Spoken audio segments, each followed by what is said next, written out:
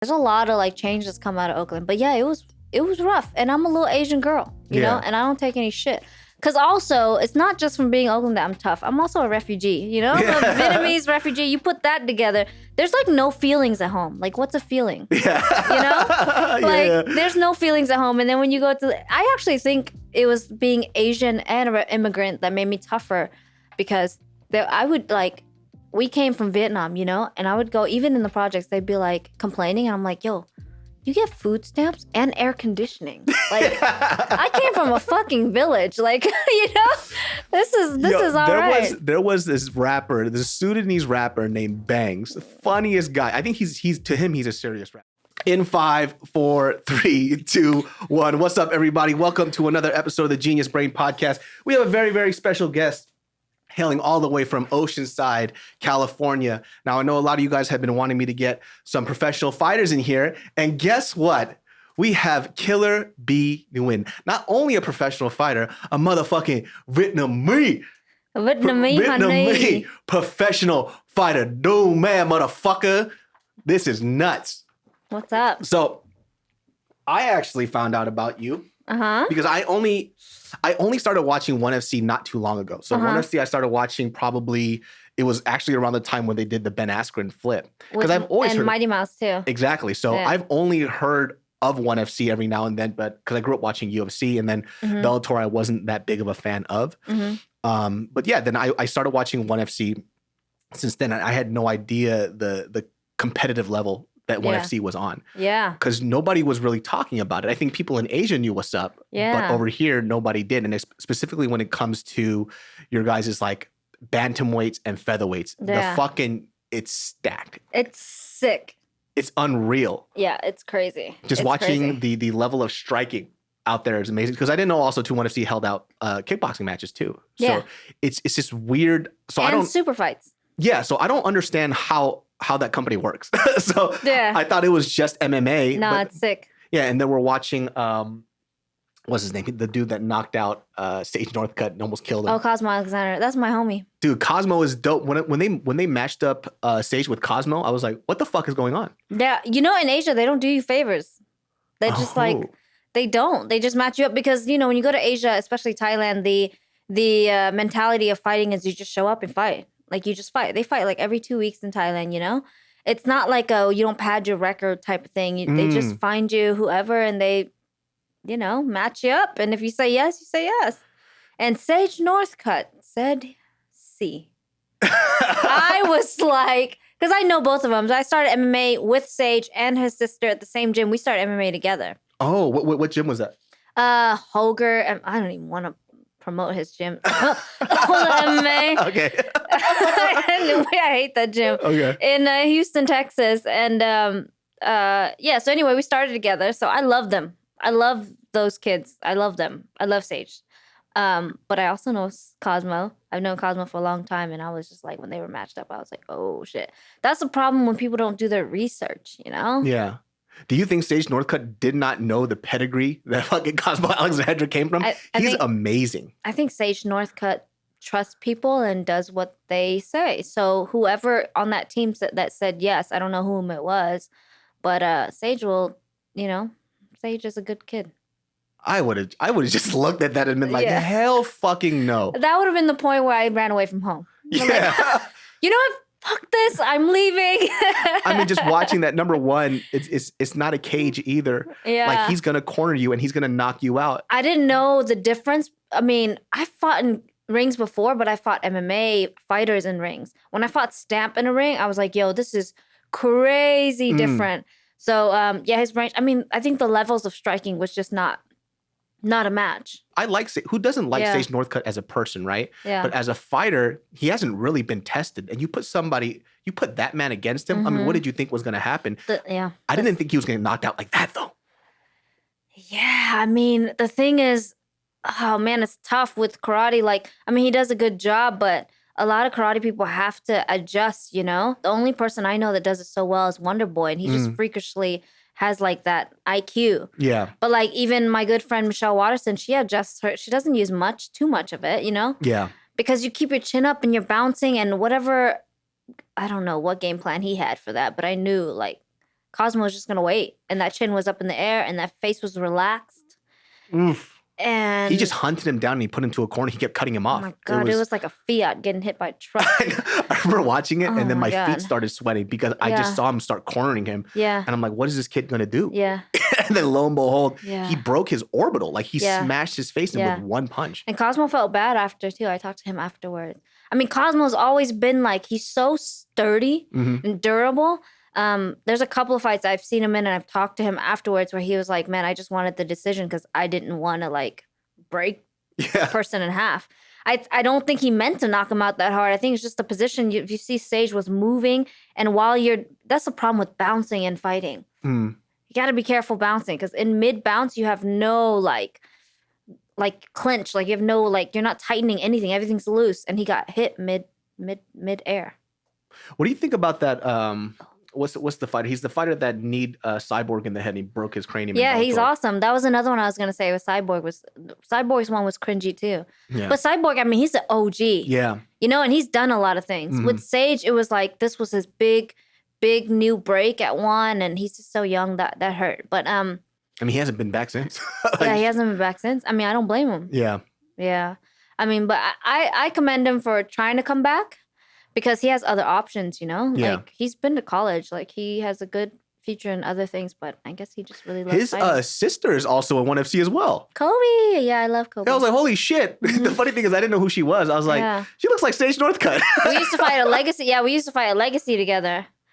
And then she's actually married to Raymond Daniel, which is fucking nuts. But they met in karate. They're like karate legends, Kobe and Sage, and obviously her husband. But they're like karate legends, so they've met a lot years ago in karate tournaments all across the world. I was like, this couple that's going to kick people's asses all over the world. That's fucking nuts. They're sick, and they're both tall and ripped. Well, how did you, first of all, how did you get into mixed martial arts in the first place? Just because, like, I think for me growing up, I never saw, first of all, the women that I hang around, they weren't down to scrap. Like, that's not something, unless it was like hood scraps, right? They'll just go around pulling hair, ripping out eyelashes and shit. But I've never met, especially any of the Vietnamese homegirls, I never met one that wanted to go into a gym and fight. So how did you get involved in fighting? Yo, that's actually a misconception because I grew up in the Bay. I grew up in Oakland, Hayward, San Jose, and like, there's like whole Vietnamese gangs that like fight. Like these girls throw down. I remember getting jumped by Vietnamese girls when I was in high school. So Vietnamese people are really feisty. I just think that yeah, for sure. I'm talking about they would throw down, but in terms of like professional fighting, it was more like because there's no representation. You know, just like anything, it's like, you know, you don't see anybody out there doing it. And then on top of that, our culture clash is like crazy. It's like, you know, it's not really cute for us to fight, but. Yeah, I started as like self-defense. I just went to like a Muay Thai class and I was like, man, I just got to do something to make me feel like stronger and better and whatever. It's going through some shit. So I went and then like I did really well. And then the coach was just like, you should fight, like you should train. So I did it. 3 months later, I fought. Damn. Yeah, I fought this girl who had like, and my debut was for Legacy, which was a huge promotion. Mick Maynard, now with the UFC, owned it. And I fought a girl with 5 fights. I was just like some chick that used to fight in school and like learned like a couple punches. It was horrendous. You can find it on YouTube. It's horrendous. It's horrendous. Like I was swinging like octopus arms, but I was just tougher than her. And I retired her. She never fought after that. Really? Yeah. Isn't that crazy too? Like there's certain fighters that I watch that are just so like, for example, like I always use this guy as an example. Like Mike Perry's a scrapper, right? Like when you see this guy on pads or you see him training, you're like, he might get fucked up. Yeah. But you put that fool in a cage, people don't know how to deal with his ferocity because how insane. Like Mickey Gall, he is a ground specialist. Jiu-jitsu is his shit. Yeah. And he was getting out grappled like a motherfucker. Yeah. But the problem with those fighters is they become gatekeepers, you know? Like the homie, Donna Cerrone. Actually, I think Cerrone has potential to be champion. But people like that do become gatekeepers because when I mean, that's what you have. And people can expect it and they can work around it at high levels. But you'll see like these tough cats like go through amateurs just murdering people, you know, because they're tough like I did. Yeah. But if you don't like get better at high level, you're never going to, you know. Because you have these technicians that'll come and pick you apart. Yeah. Exactly. That's why right now I'm trying to make that change in my career. I think I'm very technical, but when I get into the fight, I get really emotional and I just like love I just love fighting. And then so my coaches get mad because in the gym I'm so much better, and they're like, "Yo, why are you still hanging out? Like, just take her down and submit her already." You know? But yeah, it's hard to like shift. Like, is it that much more difficult to perform out on that stage and on that canvas than it is in the gym when you're fighting people like on a training basis? Like, what's the difference? it depends on who you are. There's like, man, you have these like gym champs who every sparring round you gotta fucking win, and you know, like loves that. And then they go and they never make it anywhere in their career. But then me, it's just like it's fun in the gym. Because I just don't really care if I win or lose, you know? So I'm just learning in the gym. But is it easier to spar in the gym? Yeah, for sure. But it's not as fun, I don't think.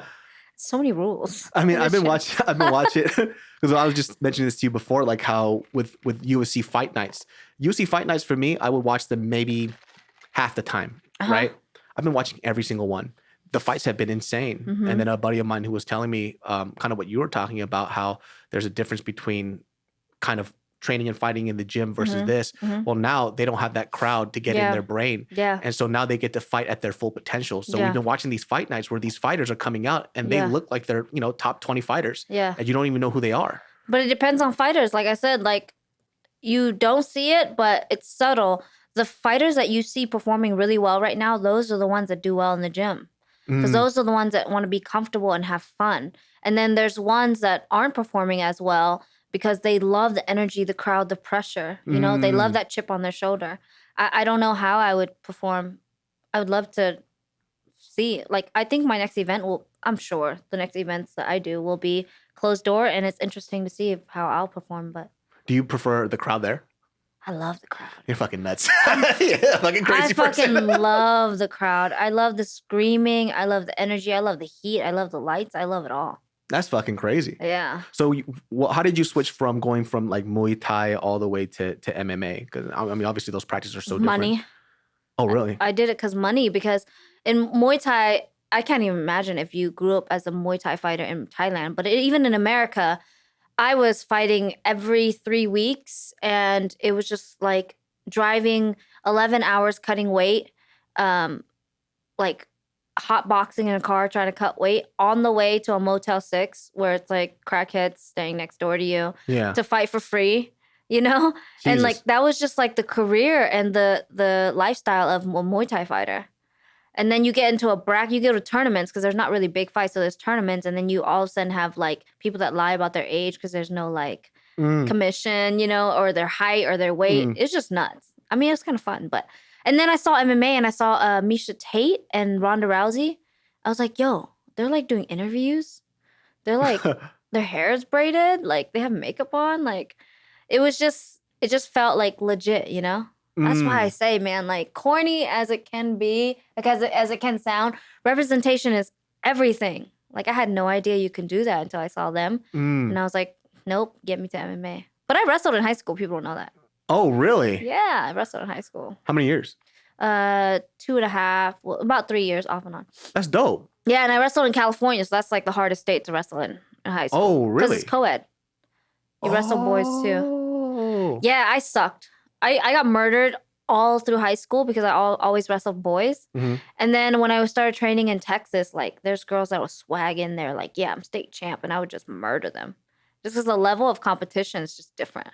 Like if you know somebody who wrestled in California, sucky or not, if they want or not, they're good. Like it's hard. I had no idea that it was co-ed in California. Yeah. Well, I don't know if it is anymore. I'm 30. So it's like 15 years ago. Because I didn't know any female wrestlers in my high school. So I think I mean, they could correct me if I'm wrong, but I only remember boys wrestling. So I don't. Yeah, in high school, it was definitely co-ed. Yeah. Oh, that's fucking nuts. So if you were a girl wrestler, you were wrestling some boys. Yeah, and I was small, and the small boys were the best. Yeah. Like, the most athletic. I remember this one kid that murdered me every season. He was like a cross country like champ. He was a soccer champ, and Jesus. Yeah. I wanted to like jump him afterwards, but I'm just kidding. What was it like switching over to MMA from kickboxing? I didn't like the gym culture of MMA.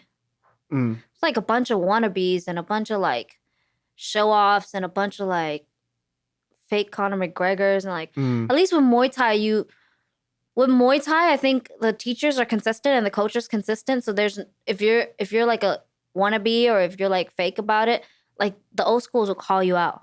You know, if you ever train with a Thai, they're not impressed with anything. They don't care how much money you have. You're not allowed to get on the mat unless you've been in a Thai fight. Like, they just don't care.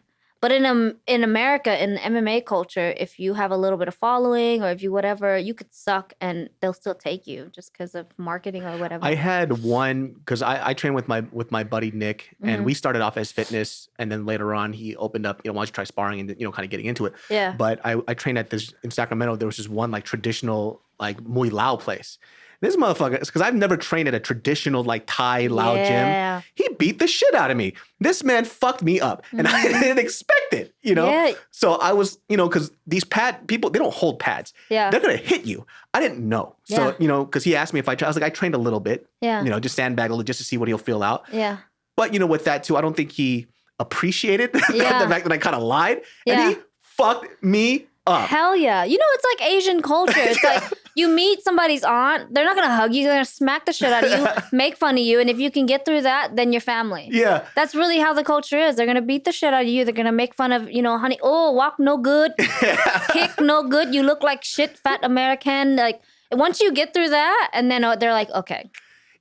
After we were done with the session, I fell asleep in my car for 3 hours. Yeah. I couldn't move. I've never trained that hard before in my probably fucking... died and came back to life. I legit died. Yeah. He was like, for the warm-up, we did it was like 20 minutes of ropes. Yeah. And then we did like 200 sit-ups. And it's like, that's the warm-up. I'm like, I'm done. Like, I don't have anything in me. That's why legit Muay Thai schools don't last here in America, because they love the dojo feel, But unless you came from wrestling, one sport in America, one aspect of MMA in America that's tough is wrestling is just like the hardest thing. If you came from a wrestling school, you see all these like champs that are Kobe and Tyron and all them are like ex-wrestlers because they work hard, they're used to it. I feel like wrestlers are just, it's people are starting to realize how important of a base that is. And it's just hard to deal with the grappler. Yeah. And especially if they don't want to stand with you, they don't have to stand. They're just going to wait for you to throw that haymaker and then go for the double leg. Yeah. And then let's see how well you do. Like you watch somebody like Hamzat, the guy that just came out, where he's like starting to blow up because he fought those. Sick.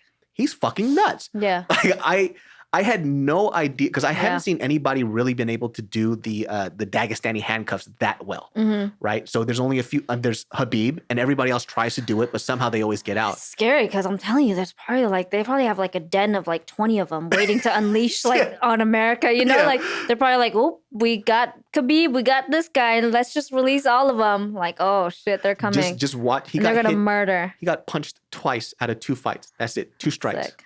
That's and sick. I think he unloaded a total of like 250 or 300 strikes total out of those 2. That's sick. And I can't even imagine what that feels like for that fighter. Because it's not like he's fighting people who are like tuna cans. Yeah. Like they're newer, but they're still dope. That's the thing with casual fans. They only see the defeat physically, right? So like, oh yeah, he beat the shit out of him because he was punching him. He's bleeding, whatever, right? But the other loss that's humiliating is a mental loss of not being able to figure it out. Like, yo, he's like slipping everything. Every time you throw a punch, he's taking you down. You can't get up. Like, you're drowning with that handcuff and Khabib and all that. It's like, yeah, you may not like it too much because you only recognize physical defeat. You got to see the mental defeat of like, oh my God, mom, please come get me. That was one of the reasons why I started liking 1FC fights was because the crowd doesn't boo. Yeah. And when they see them go to the ground, they're just as excited to watch what they can do on the ground as they saw in the stand-up. Yeah. So they were watching it from a real fan perspective. Yeah. Like they can see how they're advancing in the fight. Yeah. And so in the UFC, I went to one UFC fight live and I'll never go back again. Yeah. Because it was the most obnoxious thing I've ever been. Obnoxious, but they pay. They do. They pay, they pay. But the thing about one people don't understand is that like, the show is crazy. It's crazy. It's like a concert.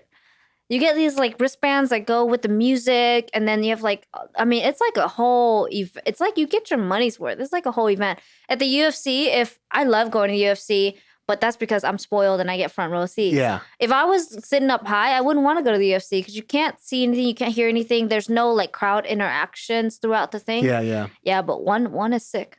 What were you doing before you were signed to 1FC? I was fighting for King of the Cage. Oh, shit. Yeah. Man, that shit's fucking tough too. It's all right. Oh, damn. King of the Cage is all right. But one thing I do like about King of the Cage is like they really highlighted atom weights, and there was nowhere in America that did that. Like, Yeah. They really started that, and then Combate started highlighting atom weights after. But no, I had a harsh ending to King of the Cage because I just couldn't cut to 105 anymore. I think people think it's deceiving because I'm so short. Yeah. People are like, it should be easy for you to want to go to 105. I'm like, no, yo, it's not easy. I mean, just weight cutting in general. I mean, what's that whole experience? I mean, I don't understand how people can cut weight. Like I don't know if your body just gets used to it or like just watching Jorge lose 20 pounds in 6 days. It's just a mind fuck. Like I don't even really remember what weight. I don't even think I have a real perception of what weight cutting is like because the entire time I'm fooling myself that I'm doing something else. Like the entire time I'm like, oh, it's fine. You know, I'm not even hungry. Whatever. Like I'm just constantly mind fucking. How do you do that? Teach me how to do that. I'm always hungry. Mind fucking yourself? Yeah. I'm hungry all the time. Yeah. It's like my perception of reality. I can manipulate my head, like my mind. That's, you know, that's really the game. Because I mean, if you don't, you're just sitting in hunger and you're just sitting in like dehydration. You're sitting in like your lower back, your knees start buckling, lower back start aching. These are the physical things you feel. You get lightheaded. So like drilling near the fight, don't be the dickhead that if somebody has a fight or close to their fight, drill hard because every time you get pushed, your brain's like rattling. Oh, really? Yeah, because you're dehydrated. Oh. You're cutting weight. So every time like somebody drills hard, I'm like, oh my God. Yeah.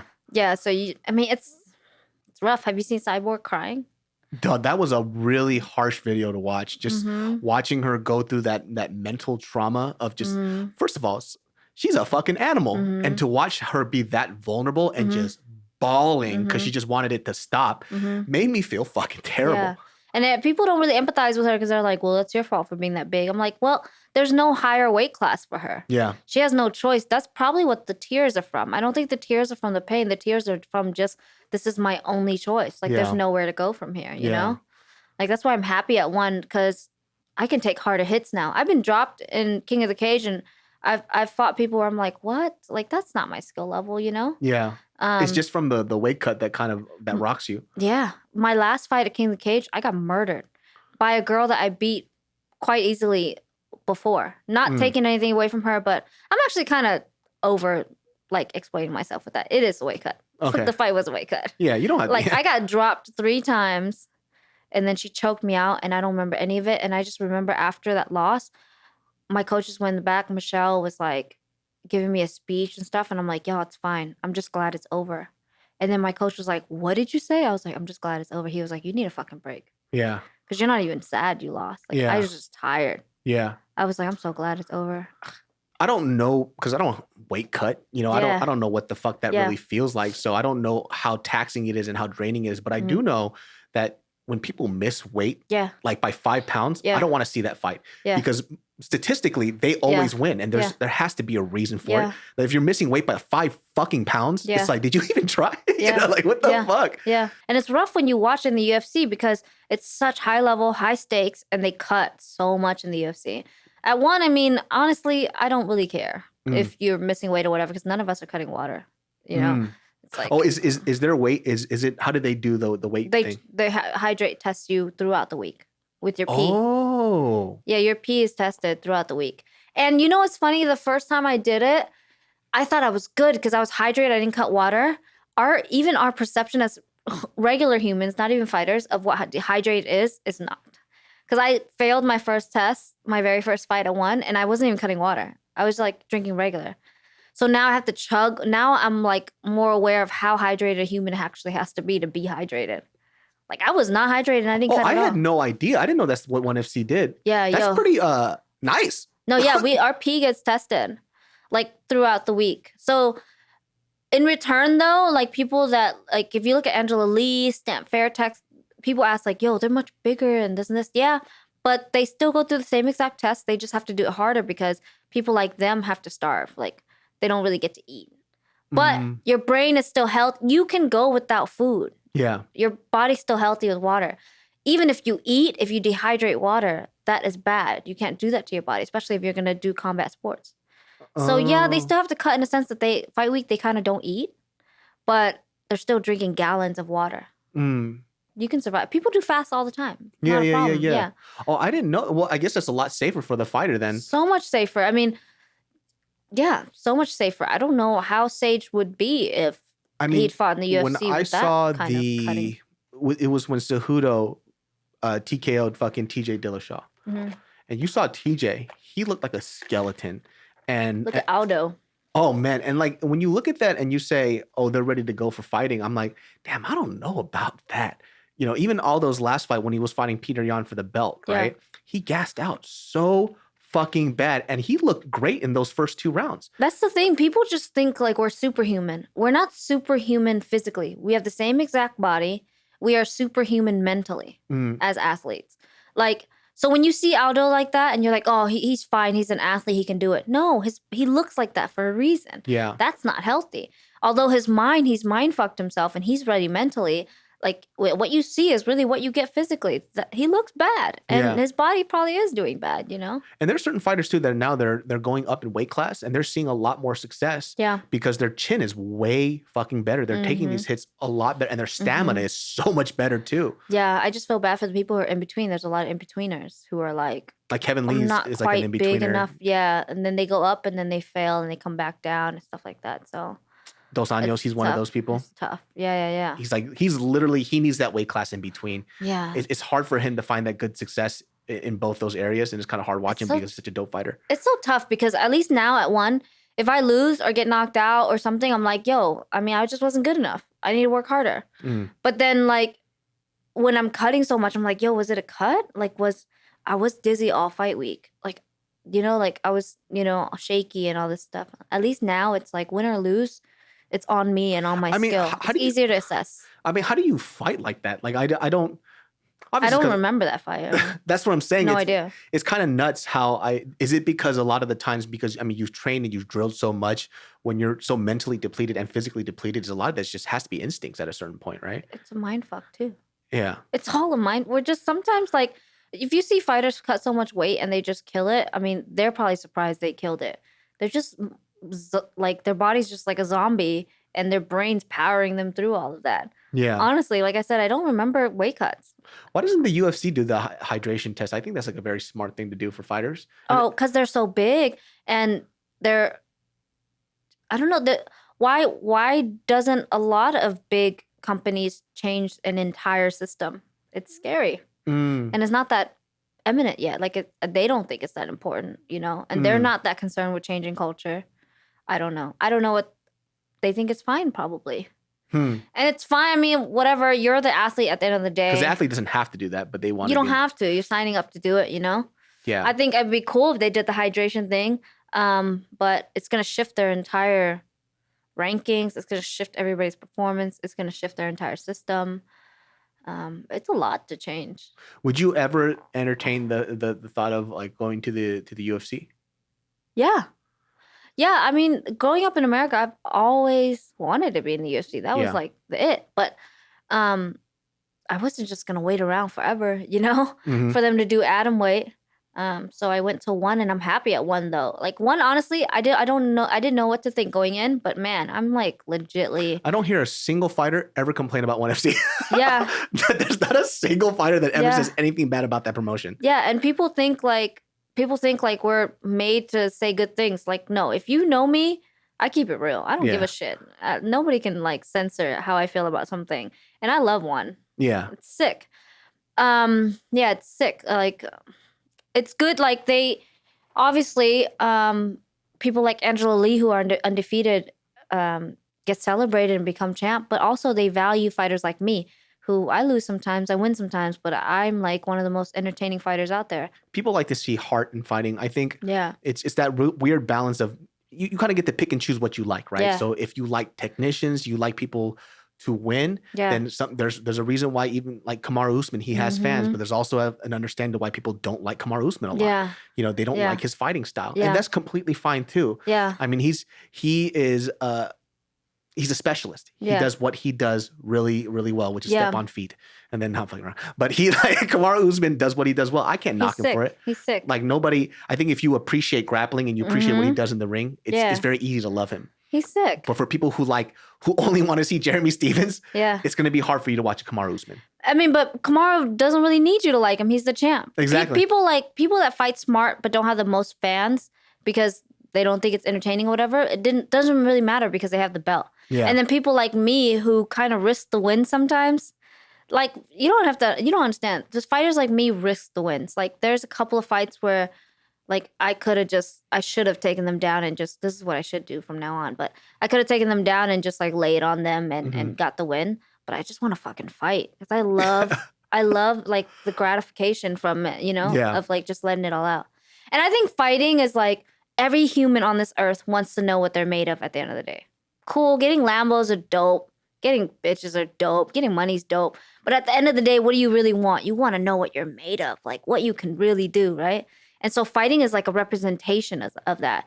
So that's why you pick fighters to be fans of that you think is the best of you, Like there's a lot of people like, man, I fucking love Cowboy because he's a badass and he's, That's why I always tell people sometimes when there's like this weird concept of when you're a fight fan, right? And you kind of touched on it there where I just had this conversation where people were asking, it's, how come these fight fans, they never fight, but they always have an opinion about these fights all the time. Like they don't know what it's like. It's because they want to be those people. Yeah, I don't mind it. Yeah. Like I don't mind it at all. You shouldn't mind it because of course they go, well, because one of the top comments that you'll always see on these UFC fan pages is like, well, you're not in there. You're not a fighter. Of course not. No shit. I'm a fan. That's why I'm commenting. Exactly. They're fans. They want to be in those positions. So they're going to talk out of line and out of turn because they literally wish that they had those abilities. Yeah. So they're talking about it from a fan perspective. So sometimes on this podcast too, like one of my friends is like, oh, you don't like, I forgot what fighter that I was mentioning that I'm not a big fan of. They're like, well, there's like, would you say that to their face? And I was like, no, I probably wouldn't because they're a nice person, but and they'll fuck me up. Yeah, you don't go up to somebody and say you fucking suck. Exactly. Like, But as any sports fan would, I have an opinion about the sport, not about them as a human being, Yeah, I get empathizing and all that with celebrities or athletes and stuff. I mean, don't be terribly mean. Like you said, don't go up to them and just like make them question their whole life. But like that's what we're here for. We're here for entertainment, you know. I'm gonna pick and choose which fighters I like. Yeah, exactly. It doesn't mean that they're not gonna fuck me up or fuck up any layman. Yeah. But I'm talking like, do people get offended about that in basketball? Yeah. When I go, I love Jordan, but I'm not a big fan of fucking Lawrence Funderburk. Yeah, or if I make a shit show and I'm like, you don't watch my show? No, I don't like it. Yeah, it is what it is. It's not good. Yeah. Yeah, I didn't believe you when you cried. It's just, you're not that good. Yeah, people are too much, man, honestly. I don't mind it. There's people that like throw my record in my face. I'm like, yo, I know, it's on the internet. It's fine. Like, you Googled it.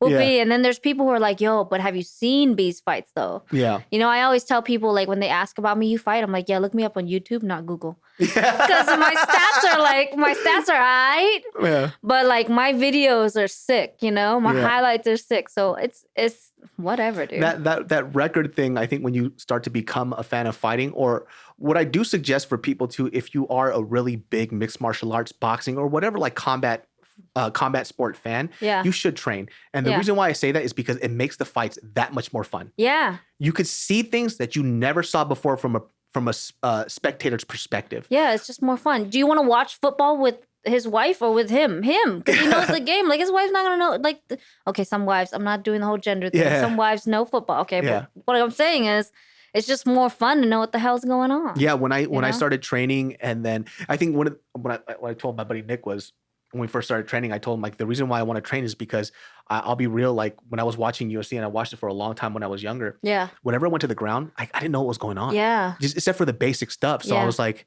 this can be so much more fun if I know what's happening. Yeah. And then when we started training and we started going through the stuff, like I started seeing everything. I'm like, holy shit, this fight is fucking nuts. Yeah. You know what I mean? And it's more exciting. I'm screaming at the team. You unwrap like this whole world. This is the whole new world, dude. I'm like, yo, I'm on a fucking magic carpet. This is nuts. So that's when just appreciating grappling started happening for me. And I started watching like Polaris and all this other stuff. And now I'm starting to see the setups. I'm starting to see what these fighters are trying to do. And when they get it, it's fucking satisfying. But there's still like boring grapplers, you know? And then there's sure. still fucking people like Khabib who you just see somebody drowning underneath them. Like, holy crap. When I watch him fight somebody, I feel bad for the fighter. Yeah. Because they look desperate. They go, in their mind, they go, I've been working this whole camp to fight a grappler. Yeah. And they go, to not get here. and like, shit, I'm here. It still wasn't enough. Yeah. When people are like, get up, I'm like, all right. I know. All right, cool. I'll throw your ass in an ocean and tell you to get up. Get out of the ocean, fool. That was the lifeboat. The hard thing to deal with, because when we were first kickboxing and then Nick would just fuck around and then he would go for a double leg, right? Yeah. I just couldn't see it. Yeah. I'm like, I there was no way I would have defended that. You feel violated, right? I do. I feel like a little bitch. I'm like, how the fuck? I thought we were boxing. Yeah, no. But just going from that and then another buddy of mine, after he did that, I was just like, oh, hold on a second. Let me figure this stuff out. I gotta learn. I gotta at least know how to stuff a takedown. Yeah, you were like XB L2. I know the shit. And then a buddy of mine, when we were kickboxing, he got a little frustrated and he just wanted to fuck around. He went for a double leg, but we don't know how to stuff it. And I stuffed it and it felt very empowering. It's like, you're not gonna get this for free. You gotta work for this shit. Yeah. And it was that's how women feel when we turn y'all down. You don't get this shit for free, bitch. You gotta work with this motherfucking shit. Exactly. And that's why I feel like a lot of people should just train in general. It's number one, it's humbling. And what I like about fighting the most, and I mentioned this before on this podcast, is that specifically when it comes to Muay Thai, grappling, and jiu-jitsu, you can't lie. Yeah. This isn't Taekwondo. Yeah. Taekwondo, because I did Taekwondo my whole life. Yeah. People just give you belts if you give them money. Yeah. Muay Thai, there's no fucking belt. No. You know, it's you come in, you get better. That's what's different about the sport. You really find out what you're made of. I've seen like NFL guys come in and I'll piece them up. You know, I've seen like, you come in, it's either going to be instant gratification or instant punishment, you know? And if you're truly on a journey to find out what you're really made of, then you'll get better, because you're going to be told you're not as good as you thought you were. You're not as tough as you thought. This sport is going to tell you ain't shit. Yeah. But if you're just strong enough to realize, all right, but I want to be shit, then you got to get through it, you know? Like it's not easy. So I think that's, that's what I tell people. So there's a video of my buddy Bart. They were just kind of. Damn, Bart. I hope he's about to say something good, because he just threw his whole name out there. Well, Bart, the video's on the YouTube, so you'll see it okay. But he, Carla Esparza, he went all the way to Oyama and just to have a light spar session. She tossed him on his head. And she fucked him up. She's a collegiate wrestler. Well, she's not collegiate, but she's a college wrestler. You know, and it's kind of crazy because you think in your mind, and I asked Bart, I was like, did you kind of play it safe? He goes, well, for the first few seconds, in my mind, I think I'm a bigger guy. Oh, yeah. And then she grabs me and he goes, I really have to try. Yeah. Every sparring session with a new guy with me starts like this. They kind of always do this like, like I'm not really going to hit you thing. Then I boop, and I hit him.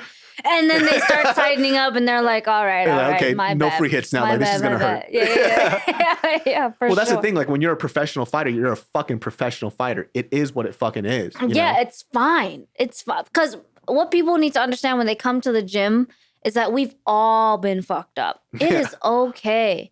If I fuck you up, if you fuck me up, it's just fine. Like it's not, no one's going to remember. Nobody cares. I think the humbling thing was like, when I was training was it really helped me put in perspective.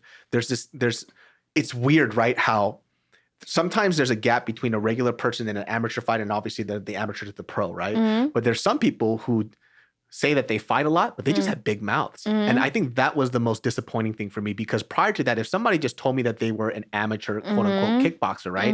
I'm thinking, oh, this guy will fuck me up. That's the MMA community for you, man. I'm telling you. And then you come in and then you trade blows with them and you're lighting this guy up. And it's like, you talk so much shit. Yeah. And like, there was one guy, I literally had a conversation with him. I was like, you should have fucked me up all day today. Yeah. I was like, you came in talking all this other shit. Yeah. Trying to teach me how to do all this other stuff, like critiquing my shit. Yeah. And we just sparred and I just lit you up and I'm not good. So what the fuck are you? You know? Not shit. And so it made me feel lied to almost. Like I felt a little dirty. Like you lied to me. That happens every single day. And I don't even know why they do it, because it's literally like you can't lie. We're gonna punch each other in the face. There was like this guy at Tiger Muay Thai is where I train. And I train in the Muay Thai area. And not all, even if you're a UFC fighter, only if you come from Muay Thai or if you know Muay Thai and you're pro, you get to be in the Muay Thai pro practice. Like, there's a lot of UFC fighters that aren't allowed to come. It just depends on, it's Muay Thai, you know?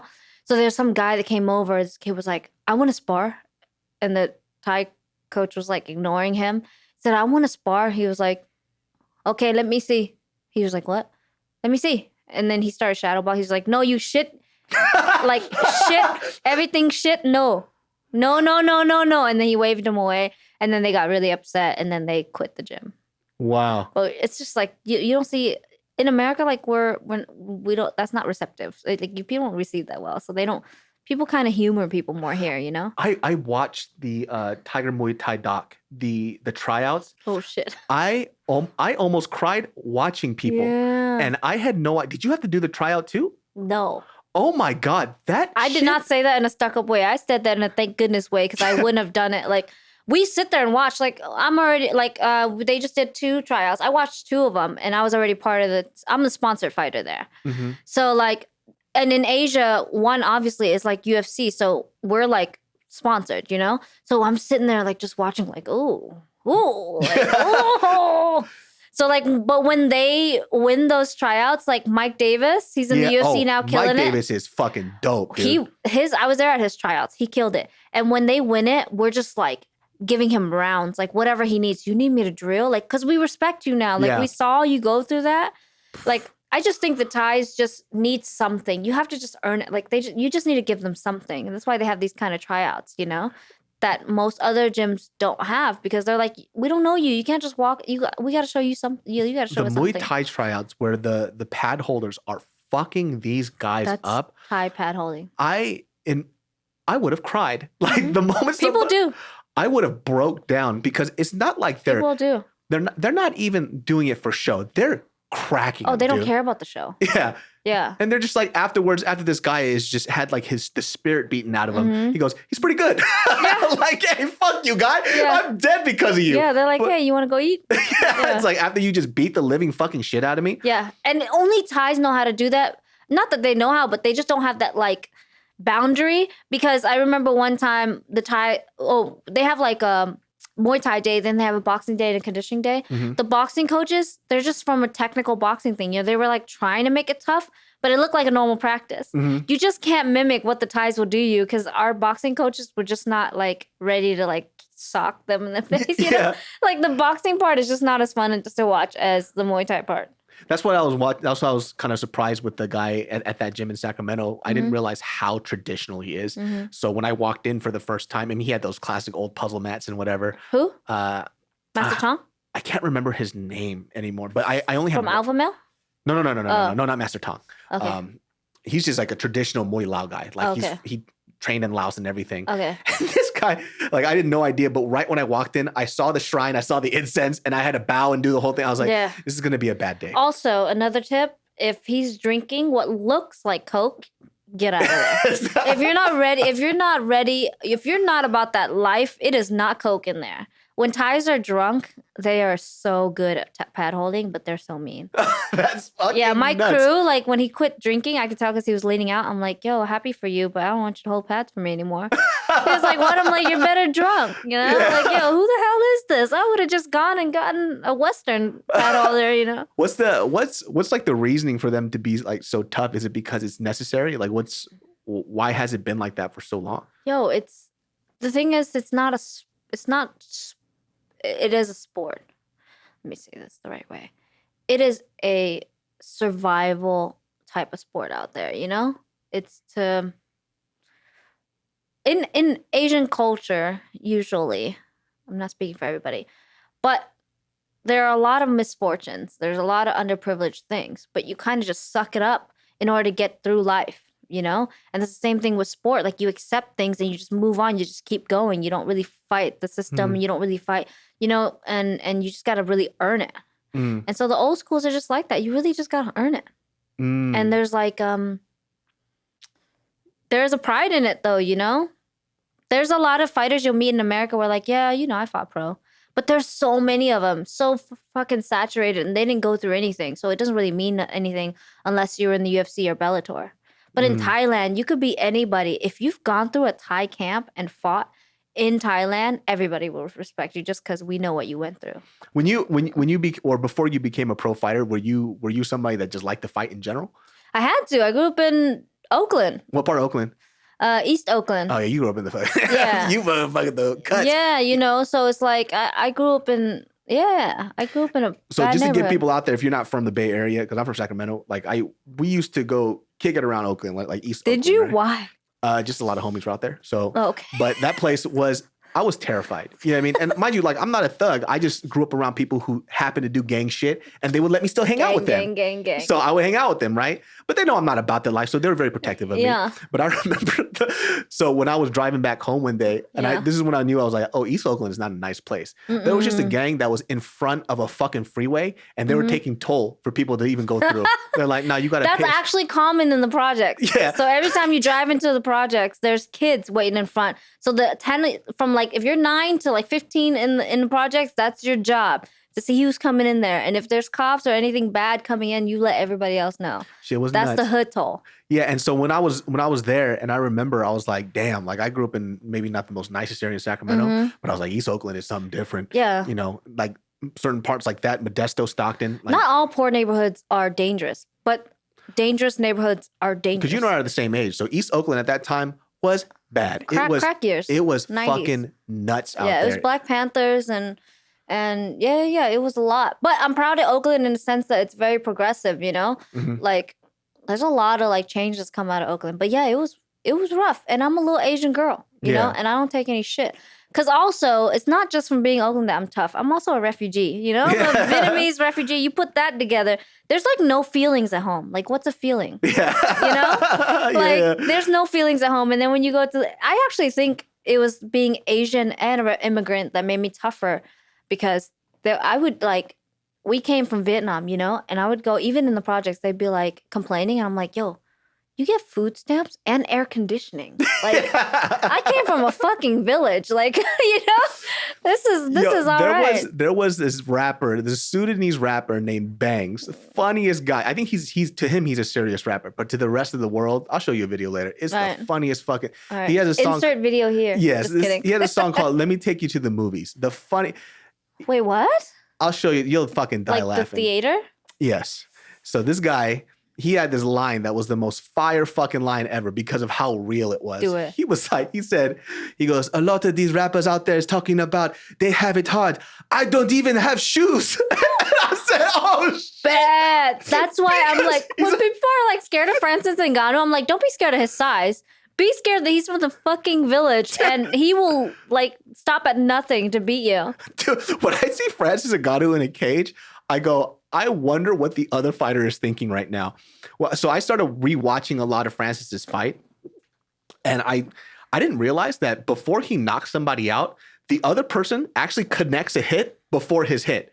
It just doesn't do shit to him. Yeah, but also it's the heart, you know? Let's go back to the Sage and Cosmo fight. Mm-hmm. Something's happening here. Sage is fighting for what? Glory, fame, and to make his parents proud. Yeah. Cosmo's fighting for life. Cosmo is fighting with a chip on his shoulder that he's been a 10-time world champion and nobody knows him. And here's this kid comes in with all this fame and he's supposed to be fed to this kid. That's what Cosmo is fighting for, you know? That's why people are like, B, you're so small, but you're inspiring because you fight hard. Yeah, because I'm a refugee and immigrant. I grew up in the hood. I'm fighting for so much, you know what I mean? And so that is a huge difference. Mike Perry, people don't know. Mike Perry comes from a rough neighborhood.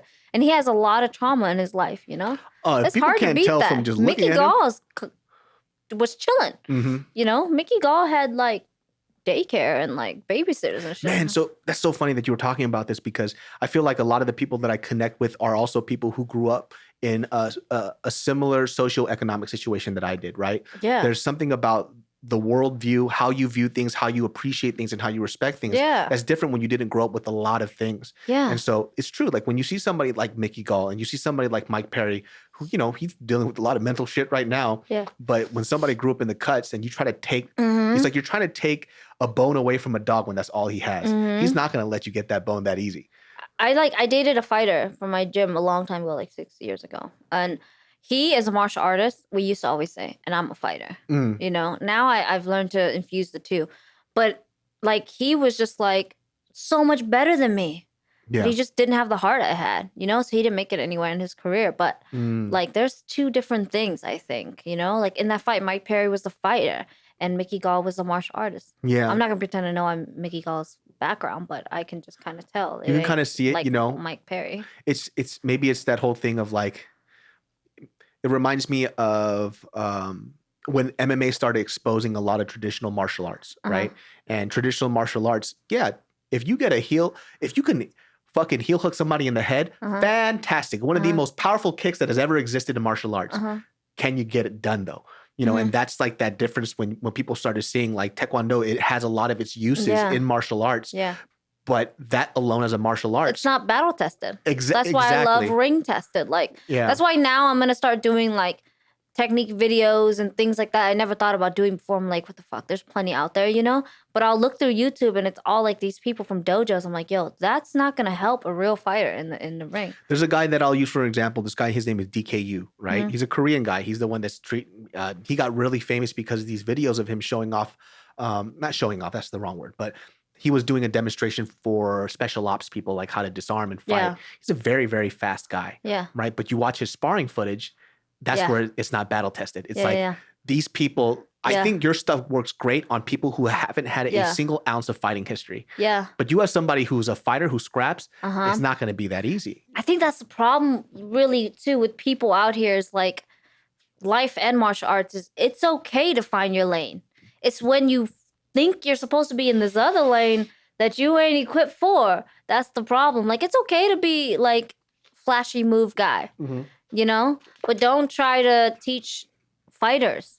Raymond Daniels is a great example of a guy who's flashy, but battle tested as fuck. As fuck. You know what I mean? Dude. Watching him box or kickbox. But he's a freak of nature. It's like Dominic Cruz or like, you know, like I used to be coached by Cub Swanson. A lot of things he did, I'm like, Cub, I'm not doing that. I was like, I can't do it. I'm not you. I'm a cartwheel kick. What? Yeah. I'm not doing that. I'm going to get knocked out. So like, you know, a lot of people will get misled in that way that they see their favorite fighter. Like, don't just watch John Jones and think you can do what he does. It's just... Yeah, I think that's just for anybody who sees like a talent that somebody else has. You have to find your lane, right? So I think even when I first started kickboxing, I tried doing as traditional Muay Thai as long as I could.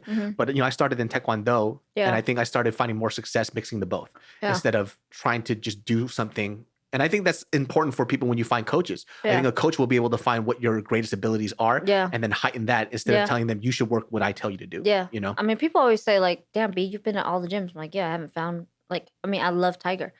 I think I found my spot at Tiger, but it's not a testament to the coach's skill. It's do you vibe with me as a person and as me stylistically or how I am, you know? At Tiger, it's very independent. A lot of fighters wouldn't like Tiger because some fighters like to be babysat through their whole schedule and whatever. Tiger, everybody's doing their own thing. Like everybody. When you show up when you want to, and if you don't show up, the coach is not going to chase you.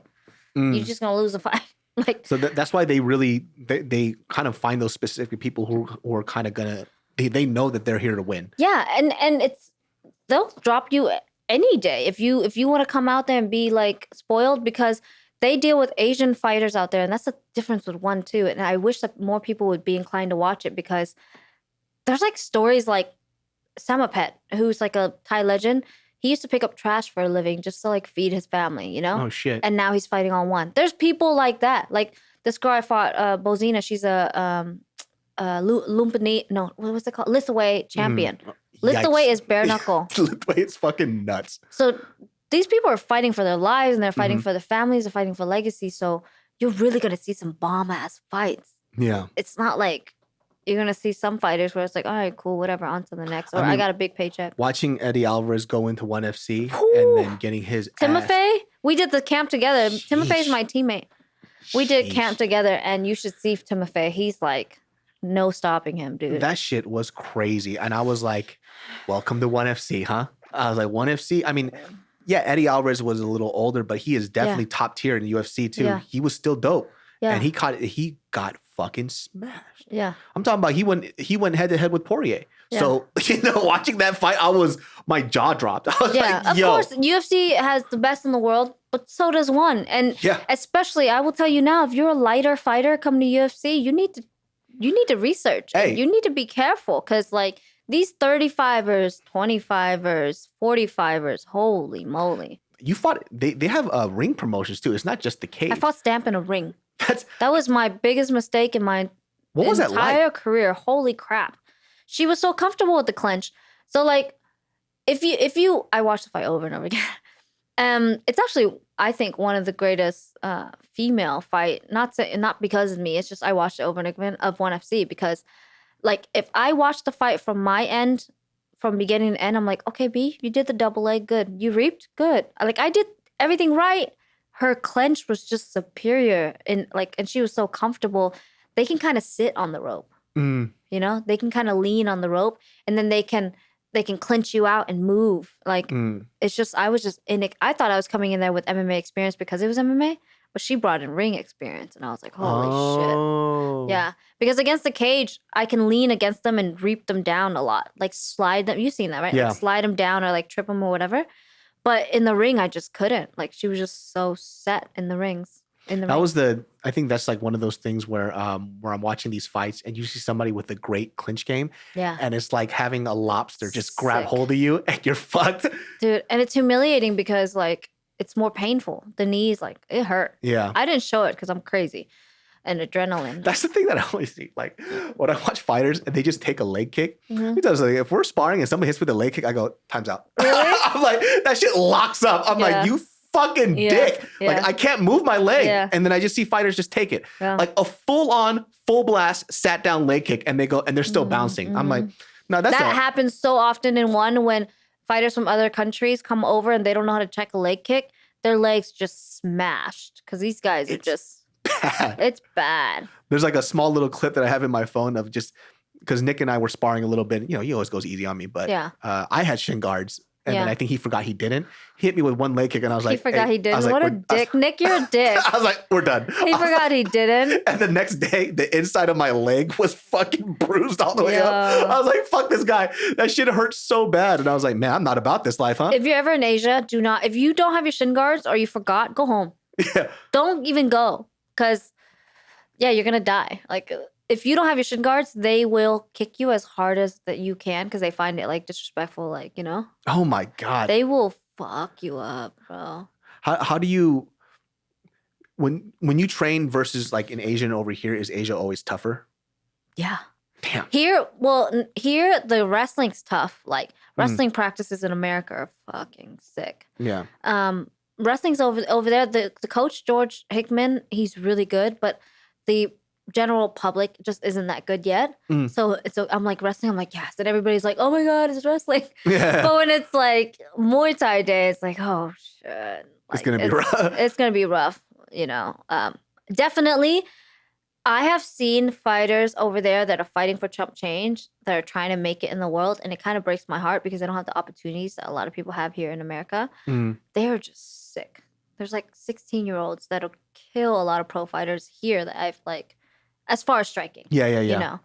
Yeah, so it's eye-opening. We're watching a lot of these like elite kickboxers. They come in, and if they have good defense, right? If you can't take that double leg on them, or you can't take the single leg, you can't drag them.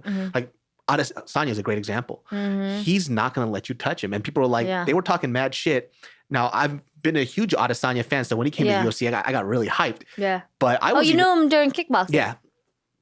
I mean, he got knocked out once. I forgot who the guy was. Yeah, that guy that's talking shit now. Yeah. He got knocked out once. But prior to that, I mean, he was an amazing kickboxer. Yeah. Specifically just because of his tool bag was so huge. Yeah. Just watching him doing his question mark kick, I just loved watching him fight. Yeah. But when he came to the UFC, even I was concerned to see how he was going to deal with these takedowns. Yeah. And I'm like, people cannot take this boy down. Yeah, he's athletic, man. And some people just get it.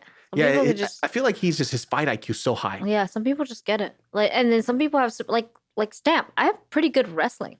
I couldn't take her down because of her clinch. Jesus. Yeah, and that's why I'm really interested in seeing her and Angela Lee, because Angela uses the clinch to get her takedowns, and I'm like,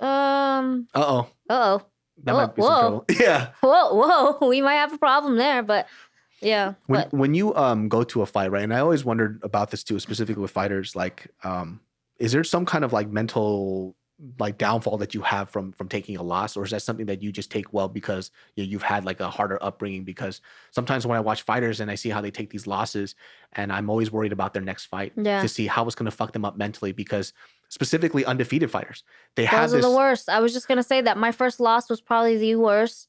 My first loss as a pro was like the worst thing ever, because also I was like real built up. Like I had fans in my amateur career, like if I was pro. And so like then I went pro and I was 3-0, and then everybody was like, "Oh my God, she's the next big thing." And then I lost and I was like, "Holy shit, I suck." Like literally dramatic. I was like, "I suck. That's it." You know, it's like managing your expectations. When you think you're this much and then you lose, it breaks more. But when you know you're not invincible, then you can deal with it better. Then you can just compartmentalize it like, all right, it was a loss. Cool. We'll move on, you know?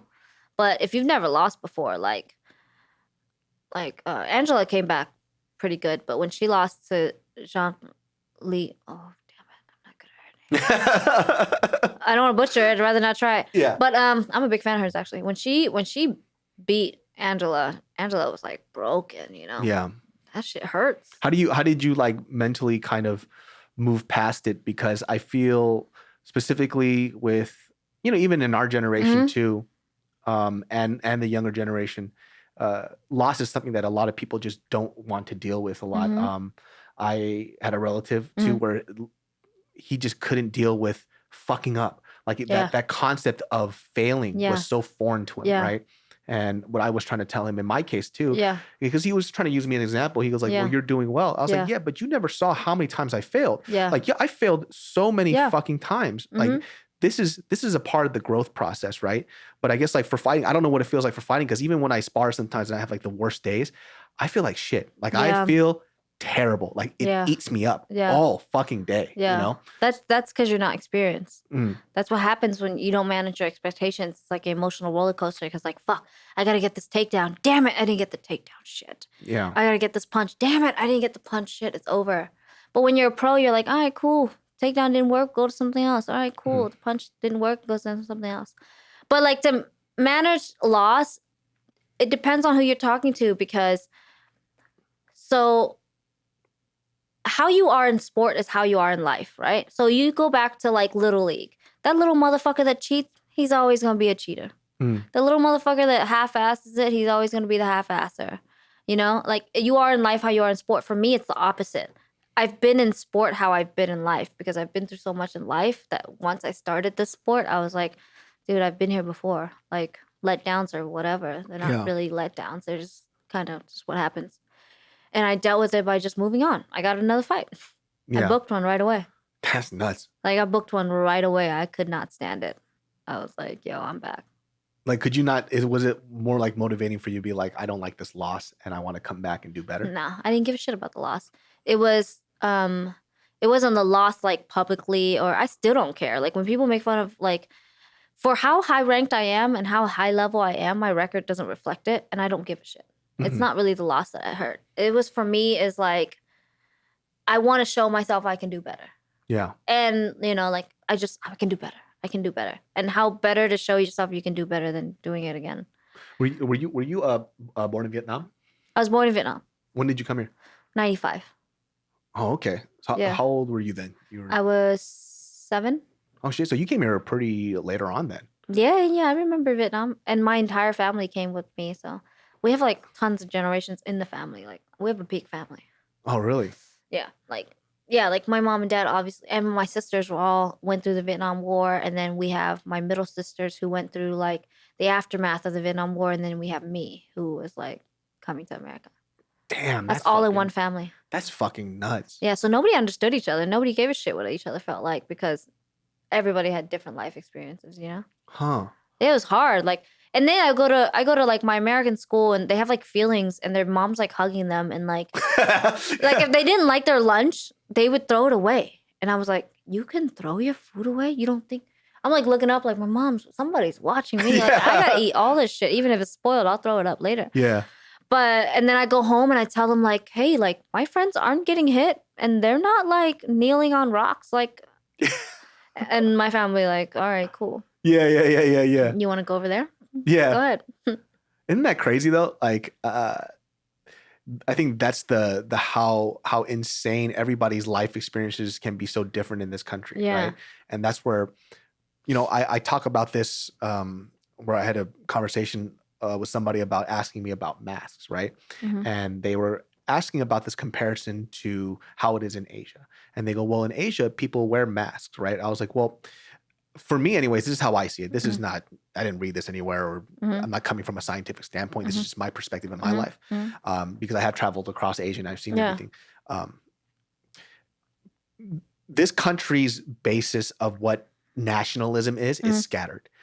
What people believe in national pride in the United States is going to be different from the person next to me to the person down the street. In Asia, it's a little more cohesive. I'm not saying everybody in Asia has the same idea, but their identity as a nation is very, very similar. Like for me as an Asian American kid that grew up in Sacramento in California, my idea of what an American is doesn't really have a face, right? It's somebody who wants to pursue their life here and whatever happiness and whatever dream that they want. Yeah. But there's somebody out in the South that's going to be like, I agree with that too, but it's only for white people. Yeah. So this country's identity is so scattered. Well, it's a good and a bad. It's scattered because it's not really an indigenous country. It's of everybody coming here, and everybody has different views and different experiences. I was told different stories by their mom and their grandma, and like it's treated differently. So it's hard to compare America to anywhere else. And also, America sees a nation as borders.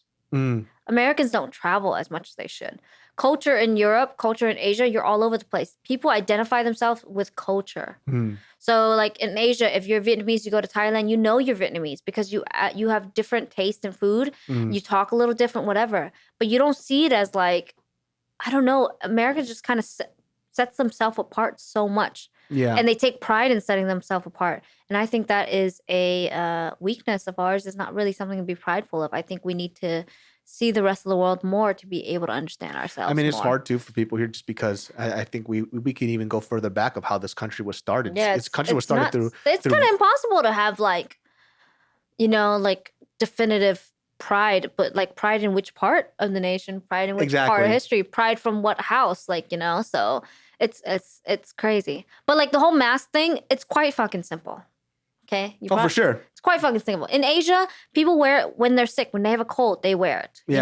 So I don't get you sick. Yeah. It's like being mad if somebody asks you to put a condom on. Yeah. You know what I mean? Like it's for your safety. You get mad if he doesn't put a condom on. So I'm mad you're not putting on a mask. Yeah. It's literally the same exact thing.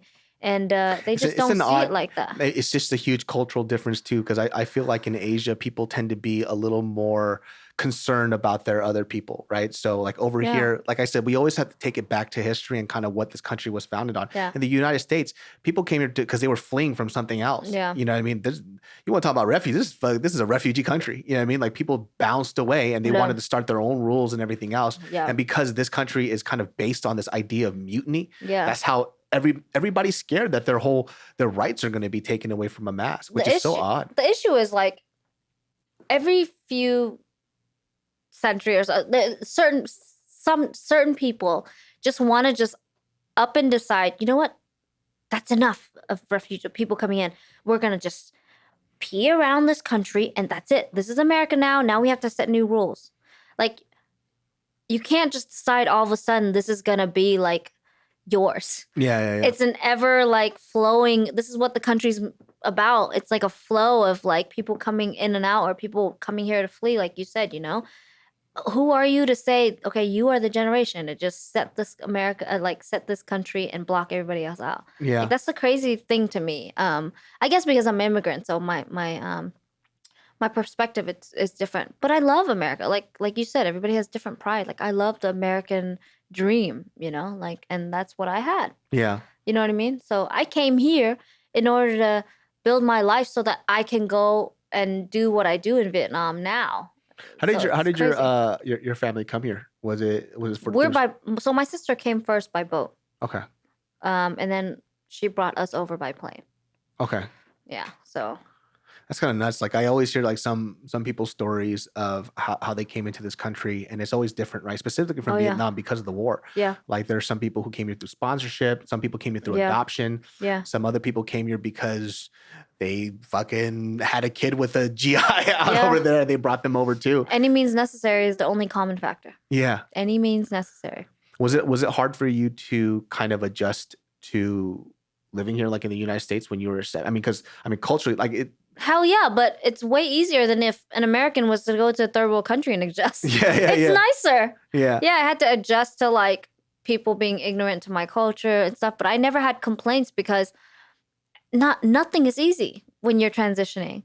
And I was just lucky enough to transition in a place that was safer and we had more like a place that was safer for me than where I came from. Isn't that nuts though? Does it bother you sometimes when you hear a lot of people complain about the situation that they're in? Because I think for me, I have sometimes, I don't want to say, I guess because I scrutinize more Asian Americans, I'm Asian American, right? Mm-hmm. So like when I hear these kids who have parents who are first generation immigrants, right? Because I immigrated here too. I'm from Korea.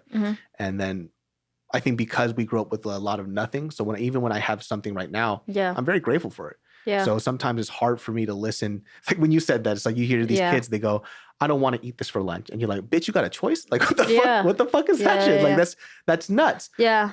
But I'm not really bothered by it. I just feel bad for them. You know, I'm just like, because whenever I tell my story, it's crazy. Like I come from like a ball of a bunch of underprivileged things. You know what I mean? Yeah. That's really my life. Yeah. But now I'm praised for it. What I used to be ashamed of, I used to hate being Asian because fob wasn't cute and like I used to all kinds of stuff. I won't get into it now, but I used to be ashamed of where I come from, and people used to make fun of it.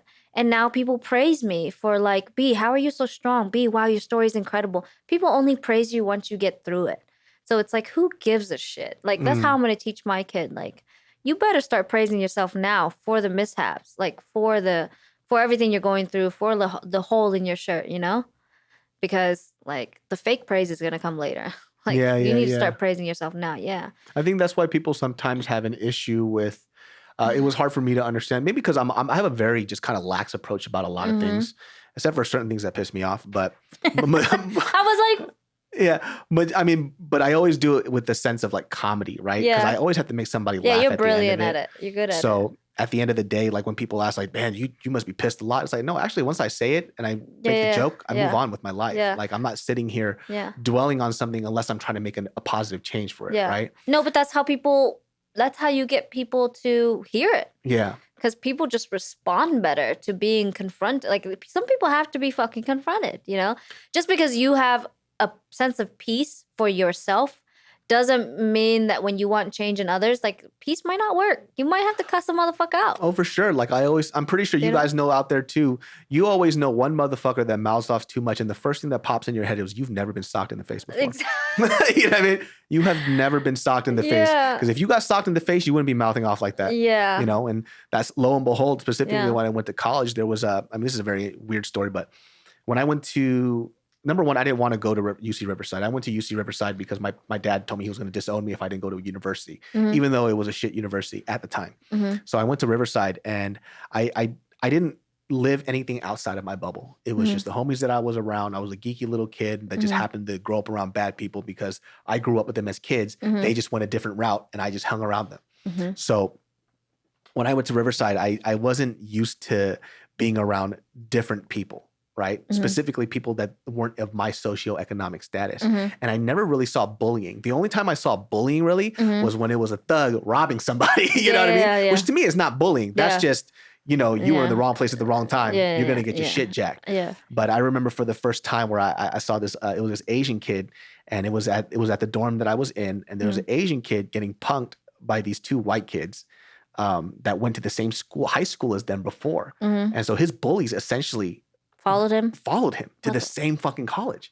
And so I wasn't used to seeing this shit, but I remember I got so angry, not even at those two white guys, I got at the Asian kid. Yeah. So literally as this is happening, and mind you, I'm a geeky fat Asian boy, but I grew up in a very bad area. And bullying wasn't something that I really took akin to. I was still 6'1", a fucking huge kid. Yeah. So this kid is getting punked. And I remember I literally walked up and I went to this white guy and I was like, what the fuck are you doing? Yeah. Right? He was like, oh, I'm just having fun. And I literally slapped him mid-sentence. And I was like, still fun? Yeah. What the fuck are you going to do about it? And this dude was like, oh, what the fuck? We're just joking around. I told him to get the fuck away before I fuck him up. Yeah. And I think like it was a little weird that the bully got confronted like that. I looked at this Asian kid and I got so mad at him. I was like, what the fuck are you doing? Yeah. I was like, why are you letting them talk to you like that? I was like, you don't got to take that shit. Yeah. And the kid just stood there quiet. And I felt, when I reflect on it now, I felt bad because that kid didn't need that, but I got really disappointed that. No, maybe he did. Yeah. And I look at guys like that, right? And I'm like, those guys never got socked before. Yeah. They never had a bully kid who they typically thought they could bully stand up to them. Yeah. And I was telling them, was like, if you stood up to them, they wouldn't have done shit. Yeah. Yeah, I remember I went to American High for a little bit. And then I went over to James Logan because we were just like jumping around trying to use different addresses to get better schools. But anyway, I was at James Logan and these twins, damn it, I forgot your names, but you know who you are. Hopefully, you're a big Asian name, so hopefully these little shits are listening. They're probably big shits now, but they followed me from Fremont and came over to James Logan, was trying to confront me as two twin sisters. And I remember it was a football game and nobody knew me. I was always a loner. I've never needed like friends. I was always a loner. So I was by myself and they came up to me and was like just talking shit. And I just had enough. And I kid you not, I've had some great high school fight stories. But I socked one of them. Luckily, they were standing like kind of next to each other, but one was kind of back. I socked one and my arm went through and socked the second one in the same punch. And the whole stadium cheered. Like everyone was like, oh, you're my sister now. We fucking love you. Yeah. Like I was like, what did you really didn't think something was going to happen? Like they came from American High to James Logan. And that'd be cool. Because I haven't been back to Cali. So hopefully some of your listeners are like, oh, I remember that. Yeah. It was dope. It's kind of crazy though when we see people like to test people a lot. And I mentioned this always before. It's like I used to get bullied out a lot when I was younger, but my biggest objective was because I grew up so poor, and then also like my dad never liked the fact that I got bullied. He was like, well, if they're gonna bully you, just make sure that you're the hardest person that they're gonna bully ever. So I got removed from elementary school for fighting too much. Yeah. And then on paper it looked like I was a bad kid, but it's just that people always try to punk me because I was such a nice kid. But but were you always tall? You're a pretty tall Asian. I was a big kid, but I was always nice. And so the problem with that is that people take your kindness and they take it as weakness. And so this kid with thick little glasses, little dweeby little kid, little anime kid. But they also didn't know I grew up in a very bad neighborhood. Yeah. And if I wasn't tough, I would get my shit jacked every fucking day. So it's the school that I went to wasn't that bad compared to where I was all the time. So when I would go to school, like I remember when I transferred schools to this other elementary school, within the first week, these kids tried to jump me. And then they found out really quick how difficult it was going to be. Yeah. And so they were like, oh, this big kid, he's fucking angry. Yeah. Because I remember this kid came up to me and it was this really weird group. It was like this one white boy with these two Mexican dudes. And they tried to punk me. And I was like, what, nine or something at the time. And I remember this kid, he had a basketball. And then he tried to chuck it at me. And I grabbed... A basketball? That doesn't really hurt. And then he kind of chucked it at me. And I was like, what the fuck? And I kind of let it go. I was like, whatever. And I started walking home. And as I'm walking home, I was doing Taekwondo at the time as a little kid. But this kid tried to run up and tackle me. And I just back straight kicked him right in the fucking gut. And I wasn't bad at Taekwondo when I was a kid. I was good. And so I literally back straight kicked him in the gut. And he collapsed. And he was gasping for fucking air. And I just turned around. And these kids were like, yo, we're just fucking joking around. And I got so fucking mad. And I had a really bad temper as a kid. I just started stomping this kid's face on the floor. Yeah. And then he just never fucked with me again. It was like... that's what you got to do sometimes, And it's like, and I wonder too now, it's like, and obviously it wasn't a great neighborhood. So it's like, these are the type of things that we had to do growing up. But that's why I worry about kids these days. It's like, sometimes when people tell me stories and I'm in a big group, I'm really good at reading the room, okay? Because sometimes I'm like a little too tough.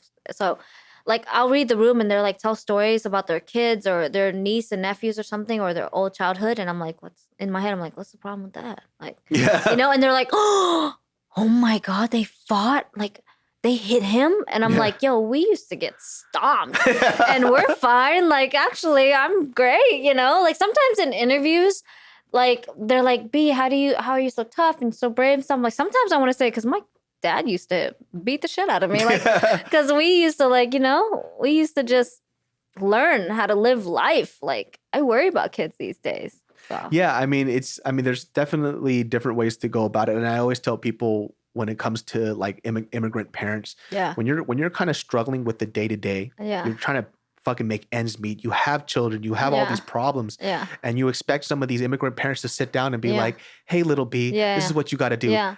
Sometimes they don't got fucking time for that shit. They're emotionally exhausted. They're financially exhausted. Yeah. Sometimes the marriage for a lot of these immigrant families, they stay together because they want to keep the family unit together because it's better for the children. It's better for them. If they split up, they don't speak English. They don't know how to start their life without them. Yeah. So a lot of the times when my parents would hit me, it wasn't because they weren't smart enough to sit down and talk to me. They didn't have the time. Yeah. It's like, listen, I'm gonna beat your ass real quick because I gotta get to work. I gotta work 20 hours today. Yeah. So I'm gonna fuck you up real fast so you know how serious I am. And then when I have time, I'll come and talk to you about it. Yeah. So obviously now that we have a lot more time, we have more money. Yeah.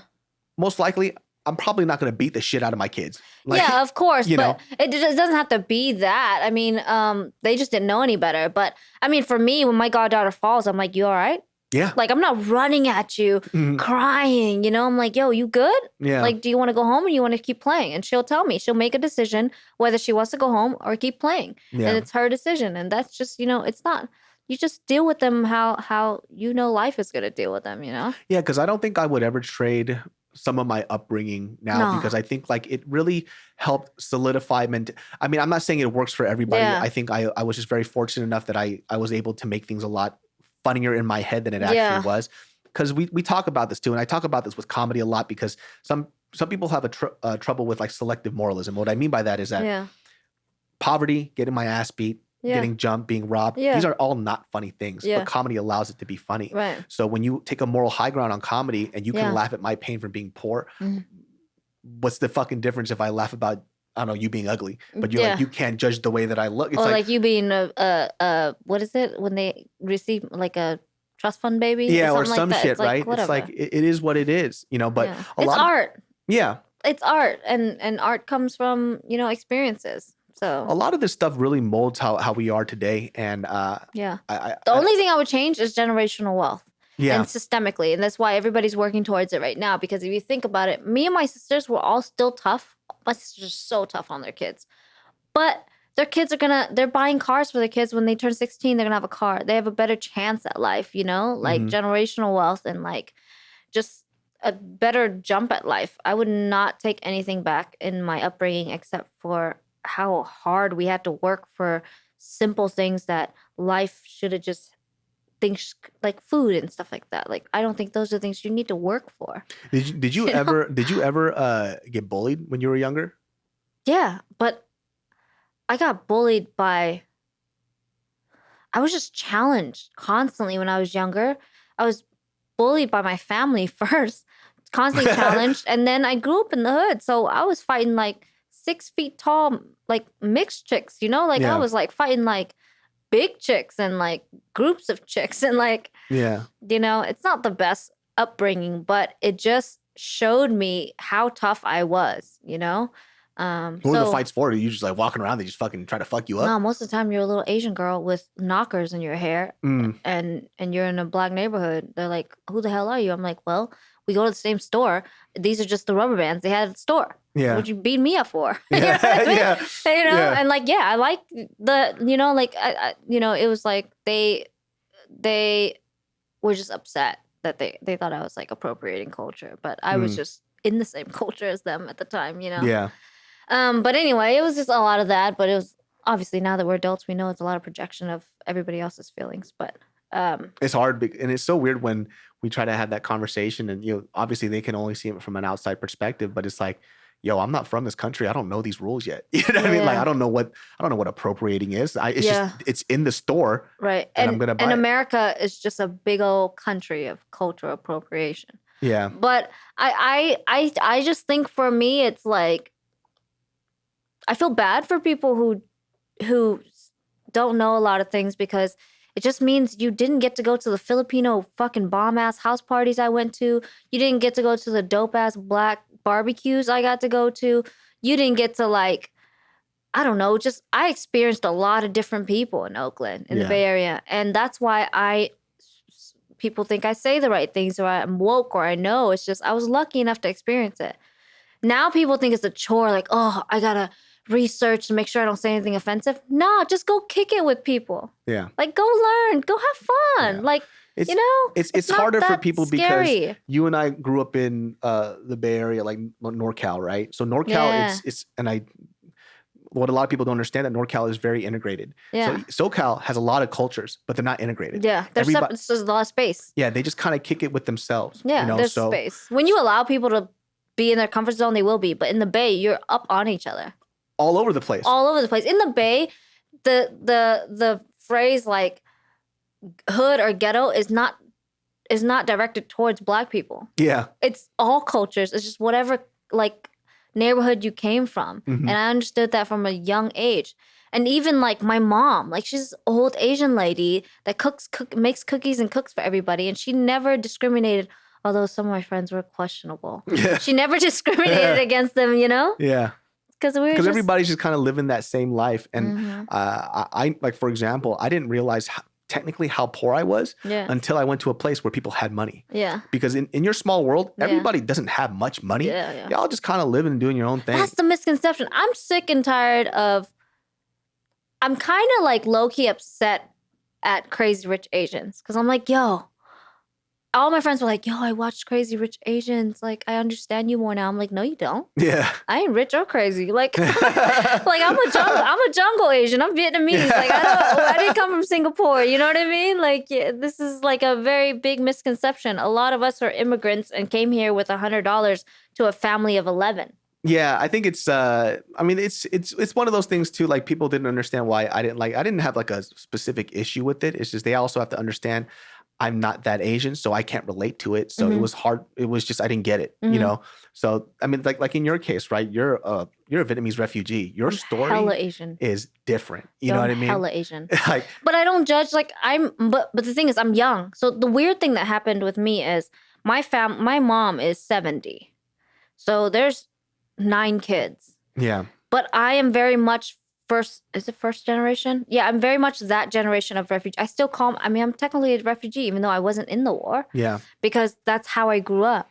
And then, but my age, I'm with you guys who are mostly American, right? Is that what you identify? Yeah, mostly American, but I never judged it like at all because it's just, I just had the understanding of people come from different places. Being an immigrant, there is a big thing called imposter syndrome. You just don't know who the fuck you are, where you're supposed to be. In every place, every part in your life, you feel like you don't belong there. Not in a sense of like hair color, what you look like or whatever, but it's like you didn't really have an identity, especially when you are young and come to this country, because at home, you're not Asian enough. Yeah. You didn't go through that shit. Yeah. Then you go to school, you're not American enough because you're kind of weird and you're tougher than them, you know? So you have this like weird imposter syndrome everywhere you go, and you just gotta like learn to make your own fucking world. And that's why I love immigrants now, because it's a breed. Immigrants are a breed of people. People that were born, not born here, but came here are a breed no matter what country you came from. Because we grew up specifically not fitting in. Yeah. Now it's like a whole fucking gang of like immigrants just like knowing each other, you know? It's how, I mean, this next generation is going to grow up without a lot of the stuff that we were around and what we went through. Like even what I say too, when it comes to like gang violence and shit, when we were growing up, like gangs were the shit. Like you wanted to be a part of a gang. Like it was like, but you don't. Yeah. I was never part of a gang. It was like the cool thing though. You know, now I think it's not like being artsy. Things are changing for the better. Which is great, you know. For the better. like even for something like my experience, like there was no way I was gonna be a thug, right? But it didn't mean I didn't glorify it though. Yeah, Like yeah, it's definitely glorified. I just didn't have it in me. I didn't have that type of upbringing where that was something that was a viable option. But being around it made me want to be around it. There's a reason why I still tried to hang out with these guys and why I didn't do well in school, why I didn't do, because I thought it felt great having these guys empower me. Yeah. It's almost like I walked around and I was like, well, these people can try to fuck with me, but you're not. you know? Like it was kind of indulgent to be a part of that stuff. But now I'm kind of glad that they don't have to go through that. Yeah, but I think it's a balance because I think everything's a balance, right? But I think that you really need to remember your roots because people are just lost in the sauce out here. Like with so much influence, social media, like you forget who you are and you're easily malleable, like you're easily molded into other beings. And you see like even wonderful things that are trending. It's great, right? But do you even know what that is? Like, do you even know what you just posted? Do you even know like who you are? Yeah. And people can argue with me all day. I've had so many arguments because I'm a refugee with people. They're like, I'm American. I'm not Mexican. Yeah. I'm American. I'm not Asian. Like, yo, no, you're Asian American. You got to remember that because if you don't remember that, you won't remember who you are, even if you were born here. Yeah. You know what I mean? It's like super important because if you don't remember who you are, you don't know who you are, you're going to become anybody they want you to be. Yeah, I think cultural ties are very important. Like for me, I'm pretty adamant that my kids are going to learn how to speak Korean. Even better than I do. It just gives you a little extra sauce. You know what I mean? Because then we're going to have this like bland ass country of everybody being the same. Like, you got it. Well, I think people are starting to catch on now that the concept of what it is to be an American isn't this like anglicized like white thing, right? It's I think your American experience is the color and the flavor that you bring. Yeah. So when we talk about this, like I said, this is an inherent issue that America has with our own nationalism. We don't have a set definition. So for me, like my definition of being an American is the fact that I am a Korean American. I can have my culture. I can still coexist in this country, and then we could all share and barter and trade our stories, our lives, our food. Yeah. That's my American experience, right? So back in the day when it came, like specifically like in the 80s and the 70s for a lot of these immigrants, it was I need to get rid of my culture so I can adapt so I don't stick out. Now you have the space to revisit. You see all these kids like researching now, and I see all these stories resurfacing, these heroes that I've known about my whole life. Yeah. But resurfacing because of young people. Yeah. And it's dope. Like all these stories, even Black American culture, Asian American culture, I've known for a long time, but it's just good to see like it in the mainstream, you know? Yeah. So it's I have no fears for the new generation. I think almost being uncomfortable is our comfort, right? That's what we grew up in. That kind of keeps us moving forward. It gives us drive. Yeah. So that's the hard part. I think for me too is when things go really well, I actually start feeling a little uncomfortable. I almost want to sabotage myself sometimes. We so self-sabotage all the time. It's like I'm gonna make things like. My manager used to hate this shit all the time. Like I would do something really well, starts popping off, and I'm like, okay, I'm done. And he's like, why? Yeah. I'm like, because I did it. Yeah. I want to do something else. Yeah. So when the whole film thing happened. We don't usually when like good things happen to us, they don't last long, and we're taught they don't last long. So when you accomplish something, you want to move on because you feel like, well, this isn't gonna last. If I stay here, it's gonna fail. You know? So you just keep moving for me for sure. Anyway. Yeah, the grind feels really satisfying too sometimes. It's like it keeps me going. Like I want to. It's almost like I'm trying to prove prove something to somebody, and that somebody is nobody. You know? Sometimes I almost like. Of course, I don't want to lose, but sometimes I love when people talk shit, and I love that I'm the better fighter when I have a chip on my shoulder. You know, like something to prove. It's like if you praise, if I get praised, that's why I keep real people around my life. If I get praised too much, I don't know who I'd be. Probably somebody I don't like. Yeah. You know. I think most fighters too, when they don't have that chip on their shoulder, you could see somebody like Mike Perry cannot be treated like John Jones. He will not be the person he is. John Jones is kind of used to it because he's always been that great, you know? Like that's why I say like me and Angela Lee, we're opposite humans. Yeah. You know, opposite. If I was treated like Angela Lee all the time, I don't know who I'd be. Like I don't know how comfortable I'd be. Same vice versa, you know? So like, yeah, so it depends. So so you're looking for a fight in October, and then what else can people look forward to? Oh man, I'm finally finishing up this book. I got a book deal like 3 years ago, but I kept like rewriting it because I'm always like, oh, which perspective is right? Yeah. When am I going to be in the right place to talk about these things? And I'm just like, you know what? Pandemic perspective. Pandemic perspective is right. So you can expect that coming out by 2021. And then I'm starting an online academy, first YouTube and then academy, so that I'm realizing now, especially in pandemic, people don't really have access to gyms. But not just people that are forced to stay at home. There's people I have fans like in India that they have to go to a shop to find Wi-Fi to look my stuff up.